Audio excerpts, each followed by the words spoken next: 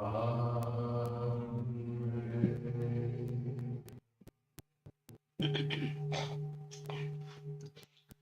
morning and welcome to the Sunday service.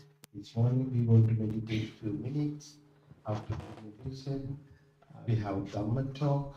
Right now, Panya locals will lead the meditation.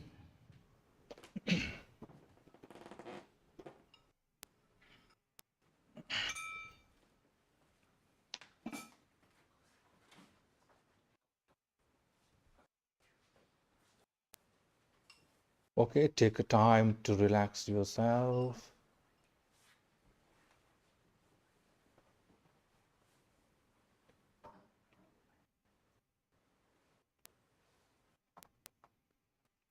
You can take your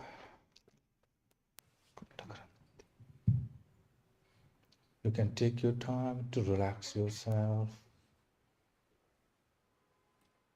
Take a deep breath few times.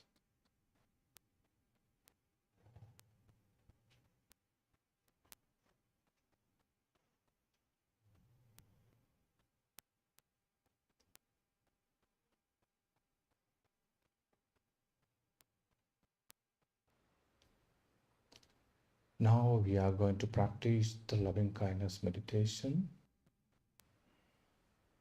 To feel the real sense of loving kindness meditation, you can close your eyes.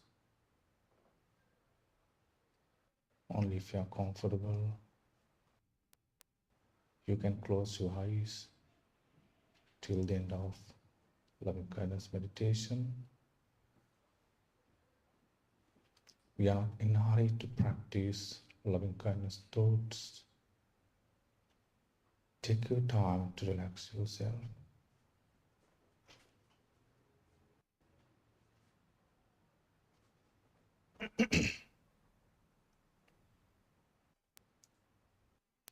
Beginning from yourself, you can spread loving kindness thoughts to your loved ones, family members, friends, relatives, and all those who are indifferent to you. And finally, to the whole universe. May I be well and happy, peaceful and free from suffering. May no harm come to me. May no difficulties come to me. May no problems come to me. May I always find fulfillment.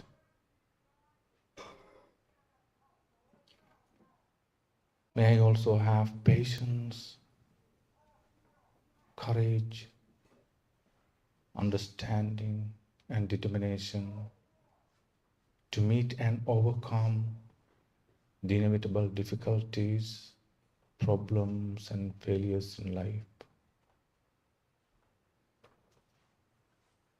Like this, you can reflect on your good qualities and practice loving kindness thoughts beginning from yourself.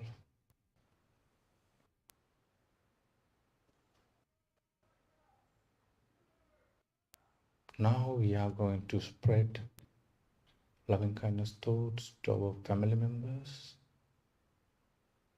friends and relatives. May my teachers, Dharma teachers, parents, brothers and sisters, friends and relatives, all those who are indifferent to me, may all they be well and happy, peaceful and free from suffering. May no harm come to them. May no difficulties come to them. May no problems come to them. May they always find fulfillment. May they also have patience, courage, understanding, and determination to meet and overcome the inevitable difficulties, problems, and failures in life.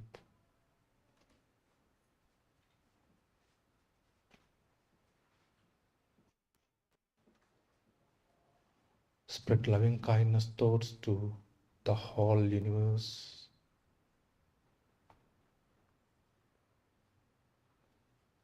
Now we are going to practice loving kindness thoughts in silent meditation. When you hear the bell, you cannot stop your silent meditation. May all beings in the universe be well, happy, and peaceful.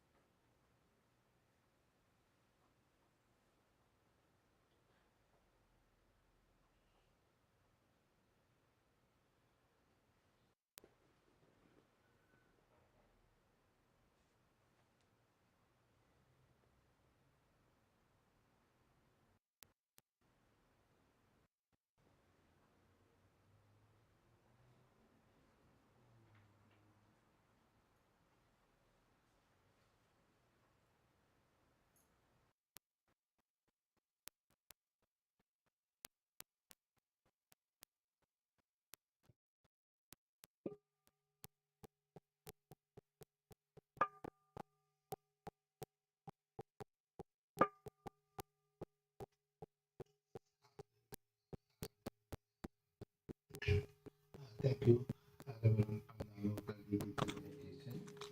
Right now, our speaker, Sai Maharjan, is here. Uh, Before he starts his Dhamma talk, I want to say thank you for everybody yesterday who participated for the visiting the museum with us. We have a good time, and thanks again for everybody who have participated with us. So, Sai, you can start your Dhamma talk right now. All right.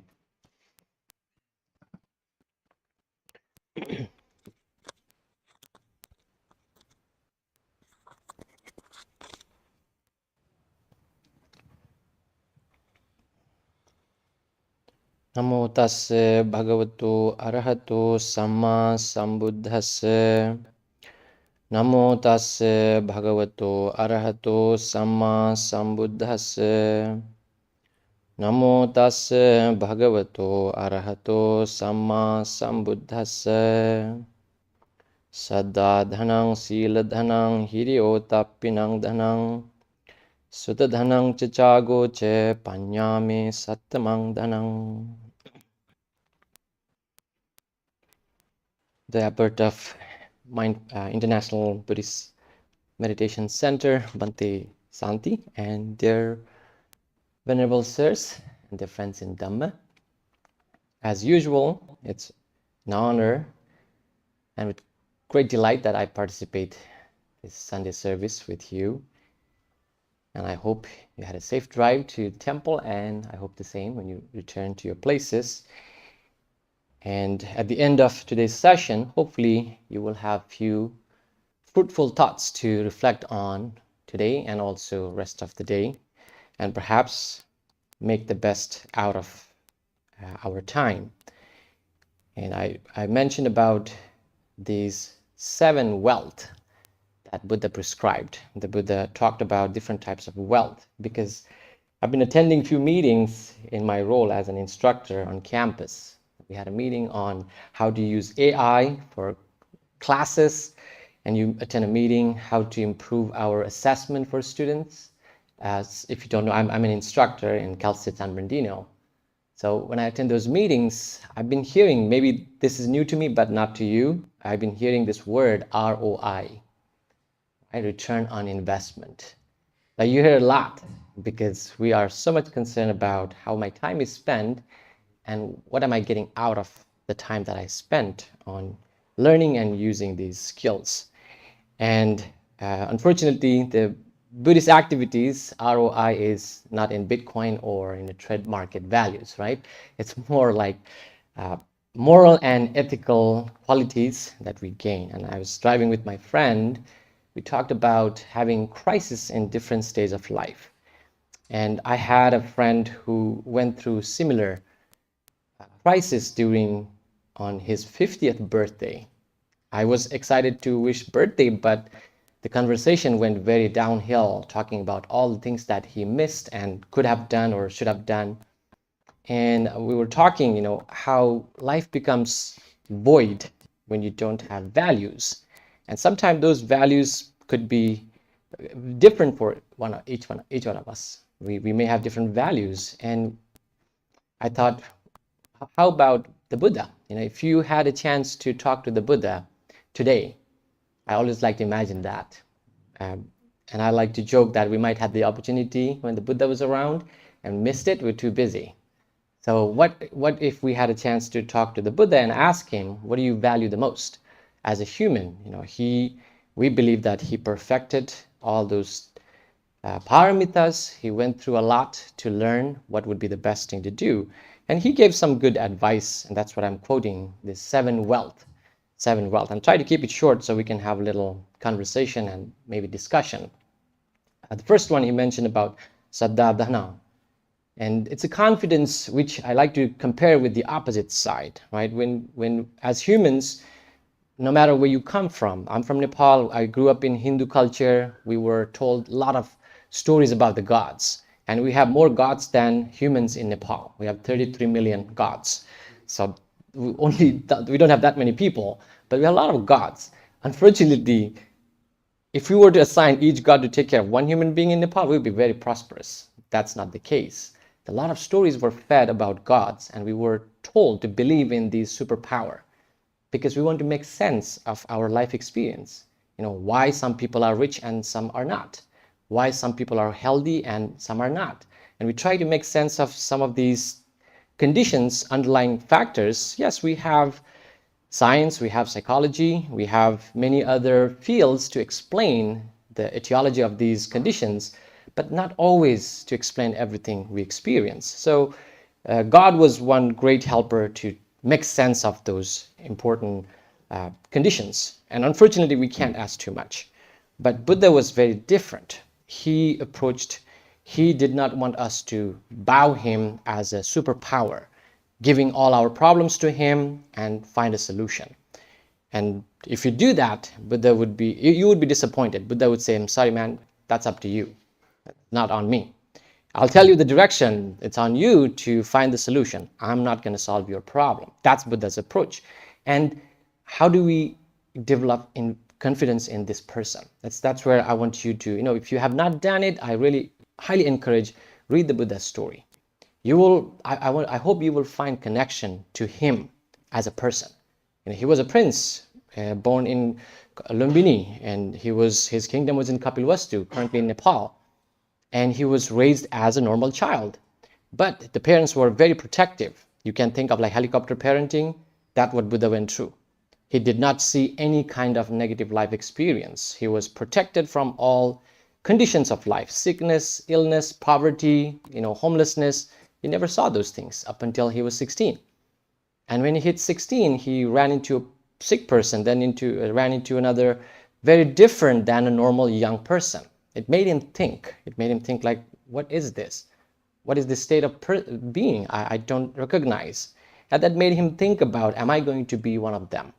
Right? That made him realize, this is not good. If I have only one shot as a human being, I better make best out of it. So he realized, I need to do something about it. So age 29, he decided to leave his luxurious life. And he went to the other extreme, which we normally do, right? You don't care about what you do, what you eat, how you behave, and you hit a rock bottom at one day and you decide to go to 100% or 180 opposite side. You're total vegetarian or vegan or totally, I'm not going to talk to anybody, extreme. And Buddha did similar. He wasn't any different than us. He took the extreme route to the opposite sides. He practiced austerity. He gave up everything. He stopped even basic hygiene. He was trying to find a solution by torturing his body. And Buddha realized that was not an answer either. He came to the point that he stopped breathing. So if you read one of the suttas, he passed out because he held his breathing during meditation. He passed out because of not breathing properly. And he realized that was too extreme. And he had to come back to the middle ground, and he started taking care of himself. It's a long story, but you see that he found, okay, neither extreme did work. Having luxurious life, everything protected from all the miseries did not help, nor practicing austerity helped. So he found the middle ground, and he started to do what we always talk about, mindfulness meditation. He started to breathe vipassana, the inside meditation.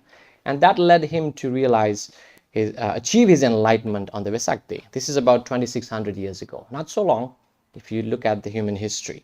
And this person, just like anybody who is starting a new job, new business, or new career, Buddha was challenged, like, I don't know where to start. He achieved this great knowledge, great wisdom. There wasn't anybody to listen. There wasn't a big line waiting for him to, seek his knowledge. So he thought, I'm going to go to somebody who is already prepared for this. That was his first 5 friends. We call Panchavagya Bhikkhu. So 5 friends that he spent some time together practicing this spiritual journey. When he went to him, he taught these 5 monks what he learned. The 4 Noble Truths, Eightfold Path. He tried to explain, hey, this is something new I discovered. Pay attention. And I want you to reflect. And then you go and practice. How many of them listened? None of them listened like you're bluffing now, because you were better off when you were practicing austerity. Look at you, now you're fit. And why should I believe you? So they did not believe him. It was the reason I want to tell this is Buddha was facing challenge. To teach Buddhism that he found so hard, spent 6 years to discover this knowledge. None of them listened up until Kondanya, the eldest monk, realized there's something different in your narrative. So let me listen to that part.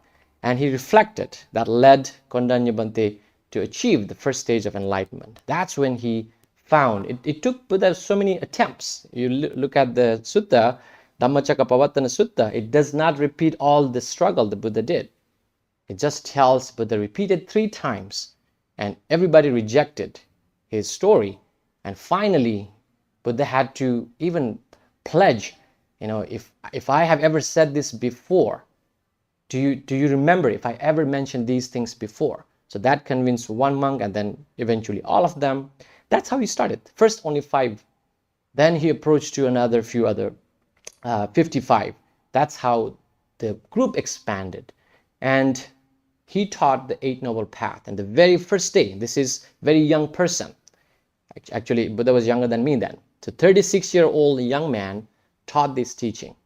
Fast forward, when he was in his 80, this is the last day of his life. He spent entire 45 years teaching, traveling many places, trying to, not a big crowd. We think Buddha had a lot of crowd. No, there was no transportation.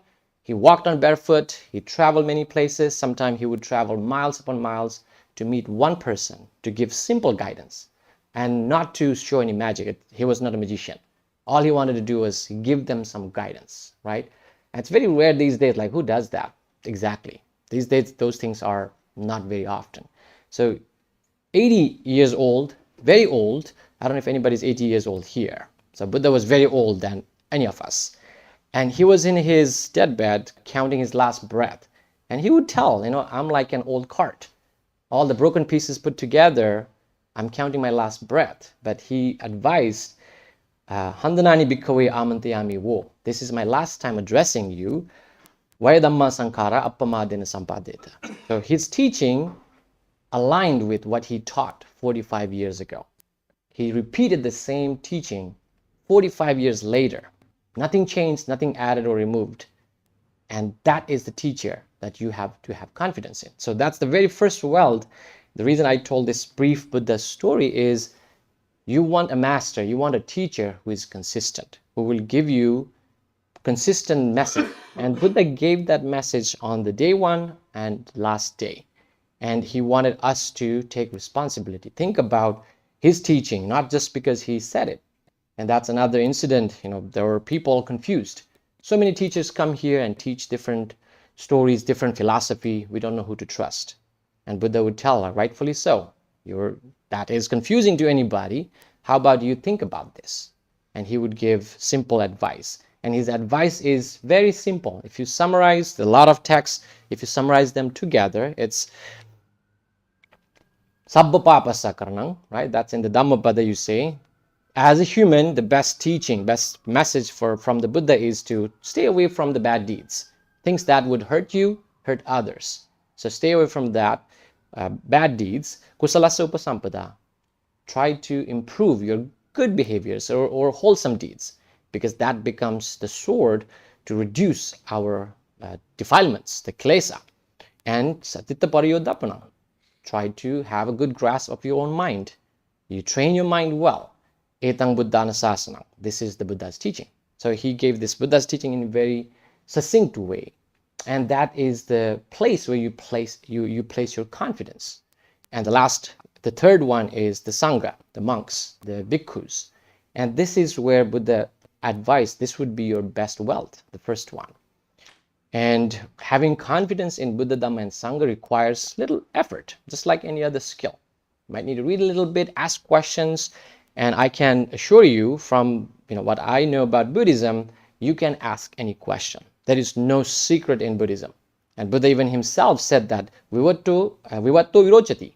Buddhism is more visible when it is open. It is more clear when you ask questions. not patichanno. You can't be hiding. There is no, Buddha said, like there is no hidden fist or secret in Buddha's teaching. He would, the extreme example I can give you, the Buddha had 32 great qualities. That's what we call Mahapurusa Lakshana. One of them, two of them actually is interesting. One, Buddha had a very big tongue. Now, I don't want you to stick your tongue, but when you get a chance, look at your mirror. I can guarantee you can't stick your tongue out to cover your face, right? I hope none of you do. If you do, then you have one great quality, right? So Buddha had this great quality. It's never visible. Buddha wouldn't stick his tongue out. The other one is Buddha, again, this is from the text, had a little pocket for his genitals, and that he wouldn't be showing anybody, right? That's secret. But there was one man, he wanted to test if Buddha is actually a Buddha. So he examined Buddha for all 30 qualities but 2. And he was wondering, and like, I'm so close to conclude that Buddha is the Buddha, but I still didn't see these 2. And Buddha showed him. Buddha didn't hold back and, okay, I'll give you a display of this. So you can get rid of your doubt. The example is, when you have doubt about Buddhism, you ask, you inquire. There is no way, whether it is a lay scholar or a monk should tell, oh, you never asked that question in Buddhism. Then you are not following Buddhism. You're in the wrong direction. So that's like a confidence. It builds more, right? When you have a boss who is transparent, who has a, you work for a company that has clear policies, you feel attached. You feel like I'm more confident in my work. Same thing with the Buddha's teaching. That's one. I might not be able to tell all 7, but the second one I want to touch on is the Saddha Dhanam Sila Dhanam. Now, the second wealth is precepts or moral practice. We all need that. Keeps us out of trouble from legal or any other places, right? We all have rules to follow, and if you really boil them down, it comes down to just respect other people's right and preserve yours. So sometimes people take this to the extreme, and that's called Sila Bhatta Paramasa. Buddhism has precepts. It meant Sile Patittaya Naro Sapanyo. So Sila is not for the sake of just being a moral person. You need precepts. You follow precepts as a precondition to cultivate your mind in wholesome practice. So it's not just for I am following precepts because I'm Buddhist. No, it should help you. When you practice meditation, imagine you're sitting down to practice loving kindness that Bhante guided, or breathing meditation, and you have a strong grudge against somebody. How could you meditate? You spend 1 hour totally investing that 1 hour on planning something to do against that individual, because it's so hard, so easy for your mind to hijack your practice. So Sila is supposed to be for, the metaphor is like, if you want to plant some good seed, you need to prepare the ground. So Sila is preparing the ground, make it nice and ready, fertile, so you can plant good seeds. So that's how moral practice works. And people sometimes take extreme level and use that as a leverage for popularity, sometimes for gain. That's a danger. I have seen in my life, and I've lived in monastery for some time, and I have seen lay people, lay famous people. I've seen monks sometime, unfortunately, in different countries use this moral practice for gain and fame. That's not the purpose of Sila. You can categorize them as Sila Bhatta Paramasa. That's the misgrasping of the Sila. And if you remember one of the suttas we talked about, Buddha's teaching is similar to the snake, right? You can't grasp the snake from the wrong place. If you grasp the snake from its tail, it bites you. So the practice should be grasped from the right side, right, which is the head. So it doesn't hurt you. You will keep it in the right place. So Sila sometimes goes in the wrong direction. And I think Bhante Ratanasara made me, we had a conversation with Ben, and I want to touch that because Sila is very important. We practice non-violence. And in our long conversation, we talked about make sure your intention is right, right? Think of 2 people. One person comes with a knife and the other person takes a surgery knife. I'm talking about a doctor and a bulgara or thief, right? they both have the same instrument, and they, I wouldn't say attack, let's say they were using that tool, the knife, to cut somebody. Now the thief would cut a person who has wealth, the doctor would do the surgery to save the life. And let's say in the process, unfortunately, both people died. So the doctor's surgery, the patient died, and the thief's situation, the person with wealth died. Now you cannot equate that action just because the tool was the same, the action was the same, the consequence were the same too. That is never the case. You have to go back, what was the intention? The intention for the doctor is to save the life, right? When you have this intention, and now intention is a very hard thing for me to guide. I cannot tell what your intention is. It's individually, we have to be in charge of. So the doctor, he had intention to save the life, but unfortunately something went wrong and the patient died. And the other story, scenario, the thief had a pure intention that's charged by anger, hatred, right? Desire, stole the money, and the person died. That's a murder. The other case is not, because intention is everything when we think about how we accumulate karma. That ties with how you practice sila. If your intention is to gain fame and popularity, you are in the wrong direction. You are not practicing sila, right? Whether you are 8 precepts or 10 precepts, doesn't matter. And there's one last story I'll tell, and I'll try to summarize, conclude, because how do we take care of our intention? So intention is a state of willing, it's volition. In Pali we call chetanang bhikkhave kammang vadami. It's the source. It's almost equate to, if you think of how brain works, right? Our brain has the executive function, the prefrontal cortex, that chooses the task and keep us on that task.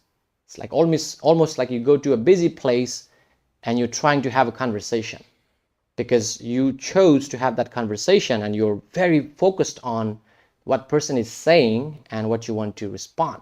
It takes a lot of work and you're very intentional, you're guiding. So that's your state of willing, what you want to do, and it accumulates some kind of karma. That's generative. So the Chaitanya has the power to usher all other mental factors to the right direction. And sometimes it can be charged by negative ones, we call akusala Chaitanya, and sometimes it can be charged by kusala Chaitanya. Now that's intention is hard to manage. And I'll end with this story. There was a time Venerable Moggallana, he was second chief disciple of the Buddha. And he was in charge of accepting invitation for dana. People invite for lunch for monks, and he was in charge of setting the, scheduling the dates. And this young man, very rich, came to the Buddha and asked, I need to invite, go talk to Bhante Moggallana.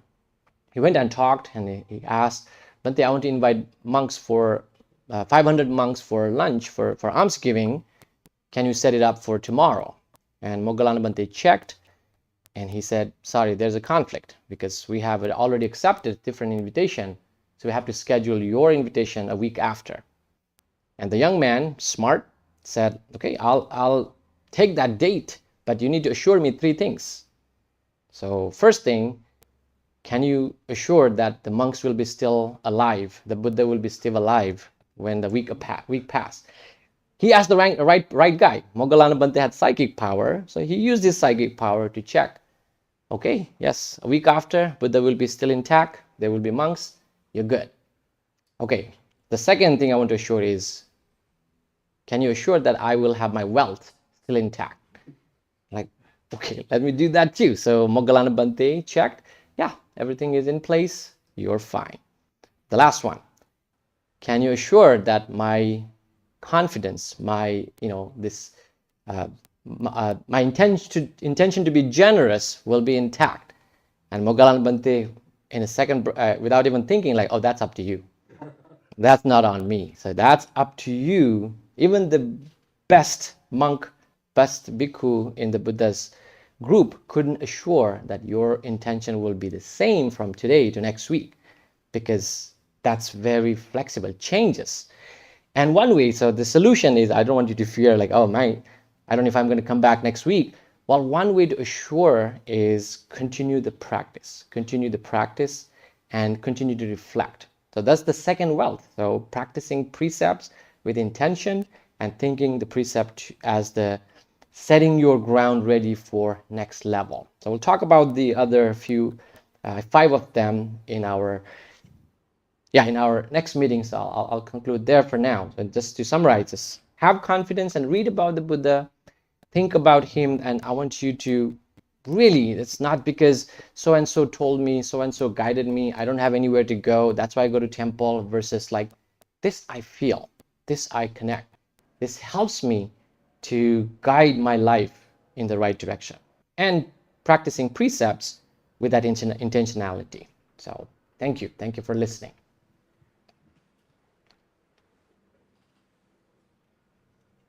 Take questions. Thank you, Sai. I think we have a lot of questions. So we have time almost another 10 minutes. You can ask the question. Come on.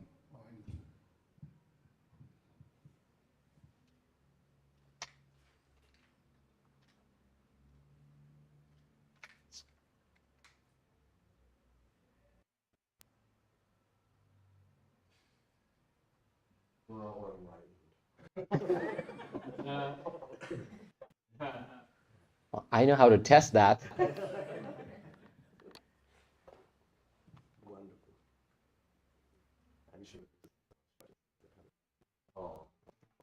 Yes, sir. Thank you once again for practical Buddhism that's accessible. We can cross practice easy. We all want to be taken care of, and you opened your talk with your background of magical thinking and gods and being taken care of and relying on the cosmos and all these things. And there can be some benefits there, but when it comes to living life, in a way, it is a learned helplessness that as disappointing as it is to have to be responsible for our life and have to put a little bit into it, it's empowering. And so that's my best takeaway from your message this week. And I'm excited about living my life, so thank you. Thank you. Thank you for your comment. Yes, Russell. Yeah, thank you. Once again, I think when you mention intention, if we have a certain intention, but other person has different intention, or maybe an intention that we disagree with, or we feel it's kind of contradictory, or whatever, how much should we be worried about other people's intentions in our life? You know, like for instance, my brother. This is actually true. My brother actually asked me to leave money to his ex-wife and his son. And so I said, how much? Like 20,000, 50,000? What's your intention? But he didn't really say. So then it's up to my intention to figure out, okay, how much money should I leave to his ex-wife? I don't have any problem with it. But the intention is unclear. So my question is, maybe I have a certain intention, but other person has a different intention. Maybe he doesn't quite agree. How much should we take into account other people's intention in our daily life, like our boss, our relatives, our partners? Yeah, that's a very good question. I might not have the perfect answer, but if you think of, I think in Buddhist practice, we try to, I don't like the word selfish, but it's the Bali term is in a Atma, Sanskrit term is Atmardakami. Like when you make any decision, we think of ourselves in a way it does not affect your peace of mind, right? If let's say yeah, a lot of people, and I like stories, maybe because that helps you to put it in context. We talked about this story, when this man was super upset about the Buddha ordaining his brothers. He was very angry, waited for the Buddha to pass by, and when he saw, he stopped the Buddha and started yelling at him, right? Just like saying all kind of nasty things. And Buddha stood there unshaken, unaffected, and let him finish, because that's like, to me, it's like, how should you take on others' comments? Not necessarily you're in your scenario, like, it's up to you, how you feel. Let's say you give, I'm just going to give the number you said, like, okay, I'll give 50,000, you feel good, but if you have to give 51,000, doesn't feel good, then stick to 50, right? Because if it affects you, even by giving, then that is, now you are influenced by other people's intention. And that's very important, because the one of the qualities is the blessing is giving, right? Generosity. And a lot of the time people, I joke about this, they want to give so they can be named or famed for their generosity. You see a big signs, big labels, big announcement. Yes, you did a great job, but your intention is to popularity, and an ROI is very different. Your plan was to make profit more by giving little bit. Now it's good. You will profit, but the purpose of giving, in Pali it says payatapani, as if you're washing your dirt off your hand. That should be the intention of giving. And once you give, you care less where that water goes, whether it goes to an ocean or goes to some dirt. You care less. That's how you give. It's gone, it's given. You do whatever you want to do. I have no string attached to that practice. So that's the pure sense of giving. And the underlying philosophy behind giving is, with this practice of giving, may I have less desire, less attachment. I can purify my mind. So if you think of that route, it's very subjective. You can decide, do I want to maintain my intention to give this amount, which doesn't affect me? I feel good. I have that kind heart, generosity. If I give more, it's going to make me sleepless. It's going to give me sleepless nights. So it's we, as much as we take, that like the Buddha's advice, you told all nasty things, and I'm not accepting any of them. You can keep it. So yeah. So think of like that moment, and after you do that action, I think Ben and I talk about that. You take an action. We want to make decisions in life. When you think about it, even like 10, 15 years later, whenever you think about that experience, I hope you don't regret. You don't like feel, I shouldn't have done that way. So that is where, mindful intention, mindfully we can choose, or we can invest our intention on. Yes. Quick question in regard to intent and alleviating pain. So, for example, prior, I would own this individual.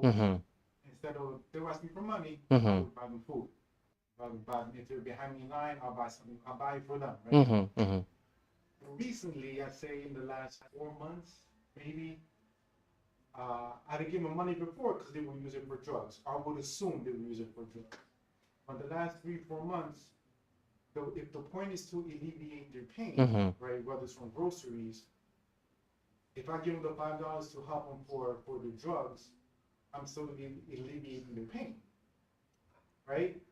So what they do at the end of the day is their choice, but at least I'm alleviating their pain some way, somehow. Is that fair to say? Or because I'm giving them $5, they're doing something that's bad for them because the drug. Well, I'm getting tough questions today.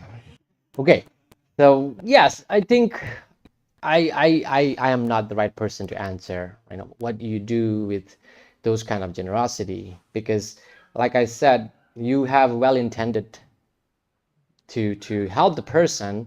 Unfortunately, the person is using for the wrong cause, and it may not affect you per se, but it doesn't fulfill what you intended. Like the person used money to buy more drugs, you well intended. Just like think of children, right? Parents give so much freedom for kids because out of love. It might be money, might be time, might be freedom, but if it is not well guided, those kids might use that whatever they got to invest in the wrong place. Like, it costs more and cause more suffering than alleviating pain.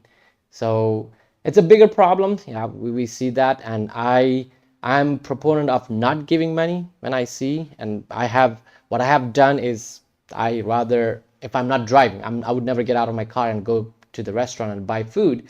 If I'm not driving, if I see something, if I'm in a time and space, I'd rather buy something, so there's no way they can misuse what I give. And addiction is a big problem. They would find their means anyway. And I've worked with those individuals inside and outside of jail. So our good intention sometimes could be misused, and it's better to be cautious that we use it in a right direction. So they are, we intended them to be happy, but ended up suffering more. Yeah. When you give, you have to let go of it.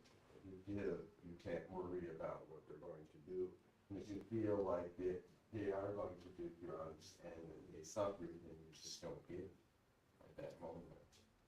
You make that decision. It's up to you. But once you give, you have to let go.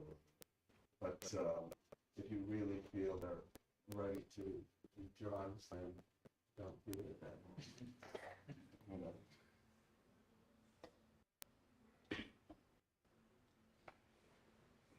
Any other questions? Yes, Tiff, right? Yes.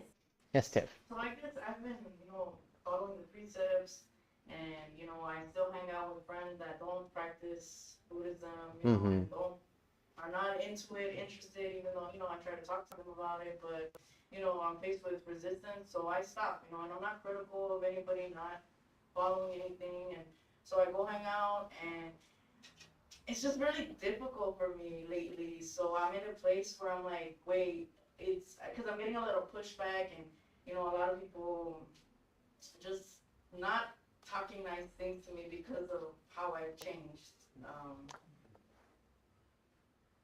To be specific, what is that you're not doing what they want you to do? When I go to, I'll still go to a bar, but I'm not drinking. Okay. I'm not I staying knew out. it, so that's why I wanted to hear from you. So yeah, that's Yeah, I'm not staying out all night like I used to. I'm going home. I'm going home because I'm sleepy by 12 and I want to go to bed. That's right. I'm just living this way that feels right to me. It doesn't feel wrong. It doesn't Yeah. feel wrong what I'm doing, but then I'm losing a lot of relationships yes. because of it. Well, you want Buddhist advice. The Buddhist advice is like, your friend's gonna hate me. It's okay to lose them. Yeah. If they don't want you to change for good and they are against it, it's okay to let go of those friends, because the Buddha's advice is so either you find a friend who is as good as yourself or better than you, never less than you, in qualities, in moral practice. If you couldn't find one who is either as good as you or better than you, just be by yourself. Solitary life is much better than relying on the Buddha called fools, but people, those who are blind about those changes. And here's my life story from my wife, Jacqueline. She became Buddhist intentionally, and she started doing something similar. What she had friends not in the same path, and you don't have to try to change them. But her story, one story that stuck with me is her friends want her, just like now you want an Uber driver, right? So when you are all not in a state of driving, she would be the driver, and she was always included. And they even check, is Jack's coming? So if she is coming, because they knew she wouldn't drink, and she would be their driver, and she continued. And I've seen her in social events, because she would start dancing, she would have her moment in those places without any of those alcohol influence. She did not change, and her friends, like, they were okay. So that's where you if you believe what you're doing, and like you said, you're sleeping on time, getting up on time, getting good sleep, and people, those who dislike that, better off without them. I'm sorry, I'm a little strong. I don't like to give strong, comments like that, but Actually, what's going on? I've been the designated driver, but when I want to go home, I want to go home, and they want to be out all night. And also I noticed that I'm just having I'm getting tickets because I'm out driving them, and I'm like, oh, it's frustrating, those kind of things. So that's why it's just not adding up. That Yeah. I'm like, okay, I'm getting tickets, and you're not helping me pay for them. I'm helping you, like those kind of things going on. yes, Shraddha. Also, this happened 30 years ago to me. Exactly what you're saying, experience. But the good friends that you have, they'll get used to it. Eventually, they'll get used to it. So the ones that really, still care for you, they'll be Yeah. irritated with you now. In a few months, they'll be used to it. It'll be, oh, she's that way.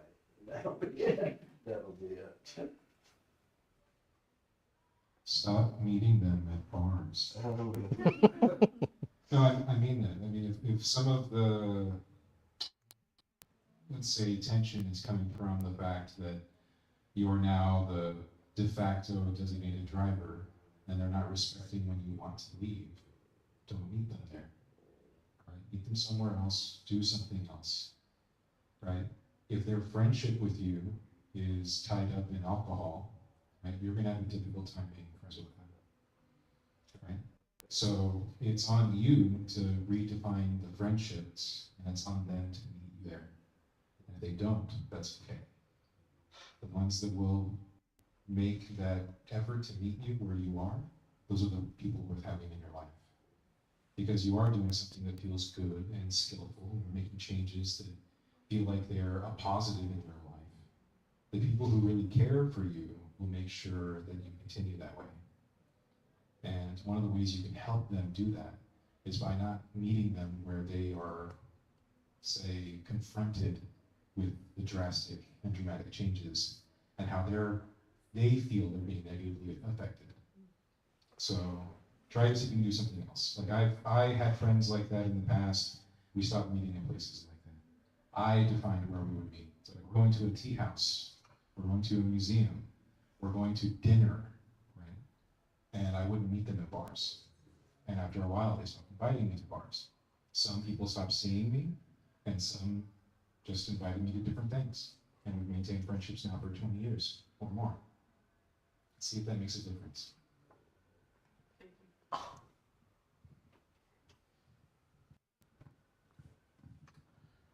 All right, thank you again for everybody. If you have more questions, you can ask after the service. Right now, we're going to start the page 4 and 5.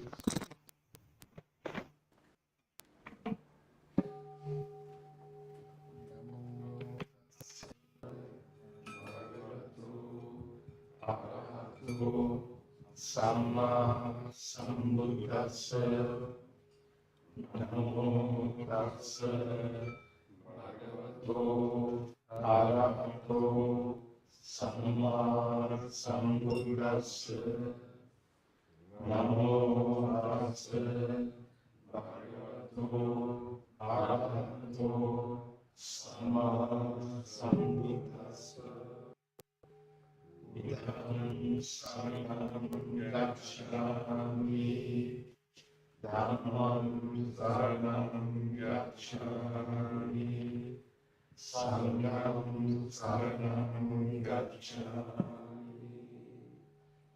Sentient beings are numerous. I vow to save them all. Delivering passions are impossible. I vow to end them all. The Dhamma gates are limitless. I vow to study them all. Buddha's way is supreme. I vow to attain it. Make suffering ones be suffering free, and the fear-struck fearlessly. May the grieving shed all grief, and the sick find health relief.